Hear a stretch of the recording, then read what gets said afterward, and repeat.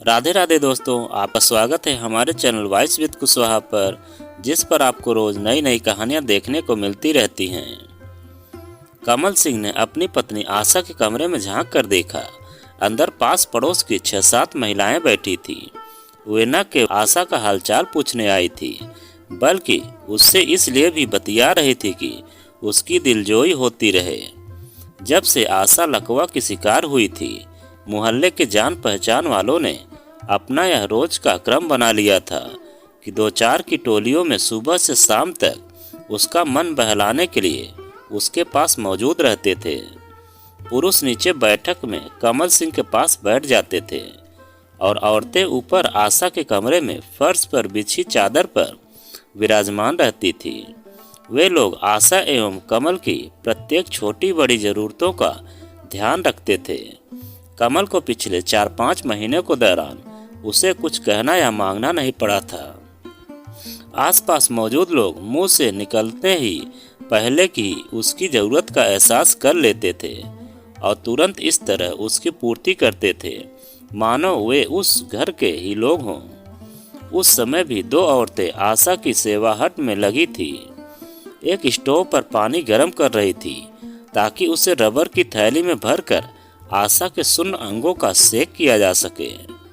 दूसरी औरत आशा के सुन्न हुए अंगों की मालिश कर रही थी ताकि पुट्ठों की अकड़न व पीड़ा कम हो। कमरे में झांकने से पहले कमल सिंह ने सुना था कि आशा वहां बैठी महिलाओं से कह रही थी, तुम देखना, मेरा महेश मेरी बीमारी का पत्र मिलते ही दौड़ा दौड़ा चला आएगा। लाठी मारे से पानी जुदा थोड़े ही होता है। माँ का दर्द उसे नहीं आएगा तो किसको आएगा। मेरी यह दशा देखकर वह मुझे पीठ पर उठाए उठाए फिरेगा, तुरंत मुझे दिल्ली ले जाएगा और बड़े से बड़े डॉक्टर से मेरा इलाज कराएगा। कमल के कमरे में घुसते ही वहां मौन छा गया। कोई महिला दबी जबान से बोली, चलो खिसको यहाँ से निठल्लियों, मुंशी जी चाची से कुछ जरूरी बातें करने आए हैं। देखते देखते वहां बैठी स्त्रियां उठकर कमरे के दूसरे दरवाजे से निकल गई। कमल चश्मा ठीक करता हुआ आशा के पलंग के समीप पहुंचा। उसने बिस्तर पर लेटी हुई आशा को ध्यान से देखा। शरीर के पूरे दाएं भाग पर लकवा का असर हुआ था। मुंह पर भी हल्का सा टेढ़ापन आ गया था और बोलने में जीभ लड़खड़ाने लगी थी। कमल आशा से आंखें चार होते ही जबरदस्ती मुस्कुराया था और पूछा था, नए इंजेक्शनों से कोई फर्क पड़ा? हाँ जी, दर्द तो कम हो गया है, आशा ने लड़खड़ाती आवाज में जवाब दिया था और बाएं हाथ को थोड़ा उठाकर बताया था, यह देखो, अब तो मैं हाथ को थोड़ा हरकत दे सकती हूँ।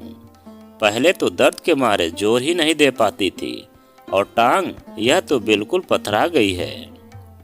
जाने कब तक मैं यूं ही अपंगों की तरह पलंग पर पड़ी रहूंगी।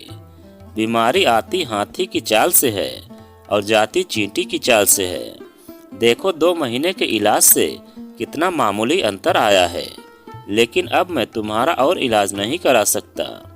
सारा पैसा खत्म हो चुका है, तमाम जेवर भी बेच दिए हैं। बस 100 रुपए और तुम्हारे 5 तोले के कंगन और चूड़ियां बची हैं। हाँ, आशा ने लंबी सांस ली। तुम तो पहले ही बहुत सारा रुपया महेश और उसके बच्चों के लिए यह घर बनाने में लगा चुके थे, पर वे नहीं आए। अब मेरी बीमारी की बात सुनकर तो आएंगे, फिर मेरा महेश रुपयों का ढेर। नहीं, मैं तो इंतजार नहीं कर सकता, कमल बाहर जाते हुए बोला।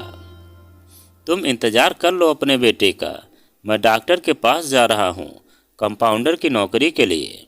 तुम करोगे वही जो तुम्हारे मन में होगा, आशा चिढ़कर बोली। आने दो महेश को, 1 मिनट में छुड़वा देगा वह तुम्हारी नौकरी, आनो दो। कमल बाहर निकलकर जोर से बोला, लो ममता भाभी और उनकी बहुएं आ गई हैं तुम्हारी सेवा को। हाँ हाँ, तुम जाओ, मेरी सेवा करने वाले बहुत हैं यहाँ। पूरा मोहल्ला क्या, पूरा कस्बा मेरा परिवार है। अच्छी थी तो मैं इन सब के घरों में जाकर सिलाई कढ़ाई सिखाती थी। कितना आनंद आता था दूसरों की सेवा में। ऐसा सुख तो अपनी संतान की सेवा में भी नहीं मिलता था। हाँ आशा भाभी, ममता ने अपनी दोनों बहुओं के साथ कमरे में आकर नमस्ते किया और आशा की बात के जवाब में बोली, तुमसे ज़्यादा मुंशी जी को मज़ा आता था दूसरों की खिदमत में। अपनी दवाओं की दुकान लुटा दी दिन दुखियों की सेवा में। डॉक्टरों का धंधा चौपट कर रखा था इन्होंने। कहते थे महेश हजारों रुपया महीना कमाता है, अब मुझे दुकान की क्या ज़रूरत है, बस गरीबों की खिदमत के लिए ही खोल रखी है, वरना घर बैठकर आराम करने के दिन है। ठीक कहती हो दीदी, आशा का कलेजा फटने लगा। क्या दिन थे वे भी, कैसा सुखी परिवार था हमारा। कभी कमल और आशा का परिवार बहुत सुखी था। दुख तो जैसे उन लोगों ने देखा ही नहीं था। जहां आज शानदार महेश निवास खड़ा है, वहां कभी 2 कमरों का एक कच्चा पक्का घर था। कमल का परिवार छोटा सा था, पति पत्नी और इकलौता बेटा महेश। कमल की स्टेशन रोड पर दवाओं की दुकान थी, जिससे अच्छी आय होती थी। उसी आय से उन्होंने महेश को उच्च शिक्षा दीक्षा दिलाकर इस योग्य बनाया था कि आज वह मुंबई में मुख्य इंजीनियर है। मुंबई में उसकी लाखों की कोठी है। वह देश का हॉकी का जाना माना खिलाड़ी भी था। बड़े बड़े लोगों तक उसकी पहुंच थी और आए दिन देश की विख्यात पत्र पत्रिकाओं में उसके चर्चे होते रहते थे। महेश ने मुंबई में नौकरी मिलने के साथ ही अपनी एक प्रशंसक सुमन से शादी कर ली थी। कमल व आशा ने सहर्ष खुद मुंबई जाकर अपने हाथों से यह कार्य संपन्न किया था। सुमन न केवल बहुत सुंदर थी, बल्कि बहुत धनवान एवं कुलीन घराने से थी। बस यही वे चूक गए, क्योंकि शादी महेश एवं सुमन की सहमति से हुई थी। इसीलिए वे कमल और आशा को अपनी हर बात से अलग रखने लगे थे। यहाँ तक कि सुमन शादी के बाद सिर्फ एक बार अपने ससुराल नसीराबाद आई थी। फिर वह उन्हें गंवार और उनके घर को जानवरों को रहने का तबेला कहकर मुंबई चली गई थी। पिछले 14 वर्षों में उसने कभी पलट कर नहीं झांका था। कमल और आशा पहले तो खुद भी खींचे खींचे रहे थे, लेकिन जब उनके पोता और पोती हो गए तो वे खुद को न रोक सके। किसी न किसी बहाने से वे बहू बेटे के पास मुंबई पहुंच जाते।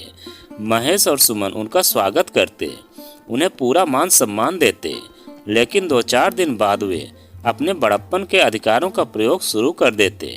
उनके निजी जीवन में हस्तक्षेप करना शुरू कर देते थे। वे उन्हें अपने फैसले मानने और उनकी इच्छानुसार चलने पर विवश करते। यही बात बिगड़ जाती, संबंध बोझ लगने लगते और छोटी छोटी बातों को लेकर कहा सुनी इतनी बढ़ जाती कि कमल और आशा को वहां से भागना पड़ जाता। आशा और कमल आखिरी बार सुमन के पिता की मृत्यु पर मुंबई गए थे। तब उसके बच्चे सुप्रिया और अंश क्रमशः 12 और 10 वर्ष के हो चुके थे। उनके मन में हर बात को जानने और समझने की जिज्ञासा थी। उन्होंने दादा दादी से बार बार आग्रह किया था कि वे उन्हें अपने कस्बे ले जाएं, ताकि वे वहां का जीवन व रहन सहन देख सकें। महेश के दिल में माँ बाप के लिए बहुत प्यार व आदर था। उसने घर ठीक कराने के लिए सुमन से छिपाकर माँ को 12,000 रुपये दे दिए, ताकि सुमन को बच्चों को लेकर वहां जाने में कोई आपत्ति न हो। परंतु आशा की असावधानी से बात खुल गई। सास बहू में महाभारत छिड़ गया और एक दूसरे की शक्ल न देखने की सौगंध खा ली गई। परंतु नसीराबाद पहुंचते ही आशा का क्रोध शांत हो गया। वह पोता पोती और महेश को निजामाबाद लाने के लिए मकान बनवाने लगी। गृह प्रवेश के दिन वे नहीं आए तो आशा को ऐसा दुख पहुंचा कि वह लकवा का शिकार हो गई और अब आशा के चारों ओर अंधेरा ही अंधेरा दिख रहा था। कमल डॉक्टर के यहाँ से लौटा तो अंधेरा हो चुका था, पर घर का दृश्य देखकर वह हक्का बक्का रह गया। आशा का कमरा अड़ोस पड़ोस के लोगों से भरा हुआ था। आशा अपने पलंग पर रखी नोटों की गड्डियां उठा उठा कर एक अजनबी आदमी पर फेंकती हुई चीख रही थी, ले जाओ इनको मेरे पास से और उससे कहना कि न मुझे इनकी जरूरत है न उनकी। आदमी नोट उठाकर बौखलाया हुआ बाहर आ गया था। उसे भीतर खड़े लोगों ने जबरदस्ती बाहर धकेल दिया था। कमरे से कई तरह की आवाजें आ रही थी, जाओ भाई साहब जाओ, देखते नहीं यह कितनी बीमार हैं। रक्तचाप बढ़ गया तो फिर कोई नई मुसीबत खड़ी हो जाएगी। जल्दी निकालो इन्हें यहाँ से। और दो लड़के उस आदमी को बाजुओं से पकड़कर जबरदस्ती बाहर ले गए। वह अजनबी कमल से टकराता टकराता बचा था। कमल ने भी गुस्से में पूछा, कौन हो तुम? मैं महेश का निजी सहायक हूँ नरेश साहब, ये 60,000 रुपये भेजे हैं और यह पत्र। कमल ने नोटों को तो नहीं छुआ, लेकिन नरेश के हाथ से पत्र ले लिया। पत्र को पहले ही खोला जा चुका था और शायद पढ़ा भी जा चुका था। कमल ने तत्काल फटे लिफाफे से पत्र निकाल कर खोड़ा। पत्र महेश ने लिखा था, पूज्य पिताजी एवं माताजी, सादर प्रणाम। आपका पत्र मिला। माताजी के बारे में पढ़कर बहुत दुख हुआ। मन तो करता है कि उड़कर आ जाऊं, मगर मजबूरी है। सुमन और बच्चे इसलिए नहीं आ सकते क्योंकि वे परीक्षा की तैयारी में लगे हैं। मैं एशियाड के कारण इतना व्यस्त हूँ कि दम लेने की भी फुर्सत नहीं है। बड़ी मुश्किल से समय निकाल कर ये चंद पंक्तियाँ लिख रहा हूँ। मैं समय मिलते ही आऊँगा। फिलहाल अपने सहायक को 60,000 रुपये देकर भेज रहा हूँ ताकि माँ का उचित इलाज हो सके। आपने लिखा है कि आपने हर तरफ से पैसा समेटकर नए मकान के निर्माण में लगा दिया है। जो बच्चा माँ की बीमारी खा गई। यह आपने ठीक नहीं किया। बेकार मकान बनवाया। हम लोगों के लिए वह किसी काम का नहीं है। हम कभी नसीराबाद आकर नहीं बसेंगे। माँ की बीमारी पर भी व्यर्थ खर्च किया। पक्षाघात के रोग को कोई इलाज नहीं है। मैंने कई विशेषज्ञ डॉक्टरों से पूछा है, उन सब का यही कहना है, माँ को अधिकाधिक आराम दें, यही इलाज है इस रोग का। माँ को मुंबई लाने की भूल कभी न करें। यात्रा उनके लिए बहुत कष्टदायक होगी। रक्तचाप बढ़ गया तो दूसरा आक्रमण जानलेवा सिद्ध होगा। एक्यूपंक्चर विजिट से भी इस रोग में कोई लाभ नहीं होता, सब धोखा है। कमल इससे आगे न पढ़ सका। उसका मन हुआ कि उस पत्र को लाने वाले के मुंह पर दे मारे, लेकिन उसमें उसका क्या दोष था। उसने बड़ी कठिनाई से अपने आप को संभाला और नरेश को पत्र लौटाते हुए कहा, आप उससे जाकर वही कहिए जो उन्हें जन्म देने वाली ने कहा है। मेरी तरफ से इतना और जोर दीजिए कि हम तो उसके लिए मरे हुए थे, आज से वह हमारे लिए मर गया। काश वह पैदा होते ही मर जाता। नरेश सिर झुका कर चला गया। कमल आशा के कमरे में घुसा। उसने देखा कि वहां सब लोग मुस्कुरा रहे थे। आशा की आंखें भीग रही थी, लेकिन उसके होठ बहुत दिनों के बाद हंसना चाह रहे थे। कमल ने आशा के पास जाते हुए कहा, तुमने बिल्कुल ठीक किया आशा। तभी बिजली चली गई। कमरे में अंधेरा छा गया। आशा ने देखा कि अंधेरे में खड़े लोगों की परछाइयां उसके समीप आती जा रही हैं। कोई चिल्लाया, अरे कोई मोमबत्ती जलाओ। नहीं, कमरे में अंधेरा रहने दो। आशा तत्काल चीख उठी, यह अंधेरा मुझे अच्छा लग रहा है। कहते हैं कि अंधेरे में साया भी साथ छोड़ देता है, मगर मेरे चारों तरफ फैले अंधेरे तो साए ही साए हैं। मैं हाथ बढ़ाकर इन सायों का सहारा ले सकती हूँ। आशा ने पास खड़े लोगों को छूना शुरू किया। अब मुझे अंधेरे से डर नहीं लगता। अंधेरे में कुछ भी साए जो हैं धोखा नहीं है। ये साए नहीं बल्कि हमारे अपने हैं, मेरे असली संबंधी, मेरा सहारा। यह तुम हो न जी? हाँ पम्मी, मैं हूँ। कमल ने भर्राई आवाज में कहा, तुम्हारे अंधेरों का भी साथी तुम्हारा साया।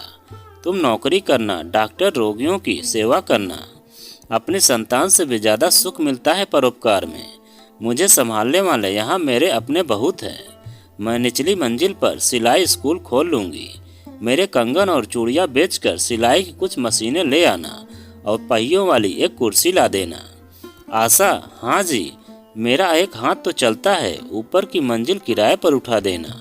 वह पैसा भी मैं अपने इन परिवार वालों की भलाई पर खर्च करना चाहती हूँ। हमारे मरने के बाद हमारा जो कुछ है इन्हें ही तो मिलेगा। एकाएक बिजली आ गई। कमरे में उजाला फैल गया। सबके साथ कमल ने देखा था कि आशा अपने एक हाथ पर जोर लगाकर उठ बैठी थी। इससे पहले वह सहारा देने पर भी नहीं बैठ पाती थी। तो दोस्तों, यह कहानी आपको कैसी लगी कमेंट में लिखकर हमें ज़रूर बताएं। और आप अगर हमारे चैनल पर नए हों तो प्लीज़ चैनल को सब्सक्राइब करें और वीडियो को एक लाइक ज़रूर करें और एक प्यारा सा कमेंट हमें ज़रूर करें।